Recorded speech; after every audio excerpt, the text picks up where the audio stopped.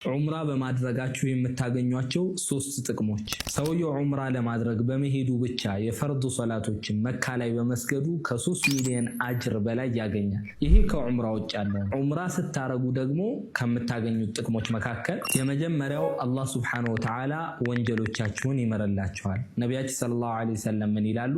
አልዑምረቱ ኢለል ዑምራ፣ ከአንድ ዑምራ እስከ ሌላ ዑምራ ያለው ሙከፊራቱን ሊማ በይነሁማ፣ በእነሱ መካከል ያለውን ወንጀል ያስመራል።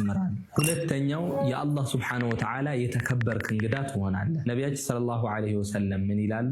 አልጋዚ ፊ ሰቢልላህ፣ በአላህ መንገድ ላይ የሚዋጋ ሰው፣ ወልሐጅ፣ ሐጅ የሚያደርግ ሰው፣ ወልሙዕተሚር፣ እንደዚሁም ዑምራ የሚያደርግ ሰው፣ ወፍዱላህ፣ የአላህ እንግዶች ናቸው። ደዓሁም፣ አላህ ጠራቸው፣ ፈአጃቡሁ፣ መርሐባ ብለው መጡ። ወሰአሉሁም፣ ጠየቁት አላህን፣ ፈአዕጣሁም፣ አላህ ደግሞ የሚፈልጉትን ሰጣቸው። ሶስተኛው ዑምራ ድህነትን ታስወግዳለች።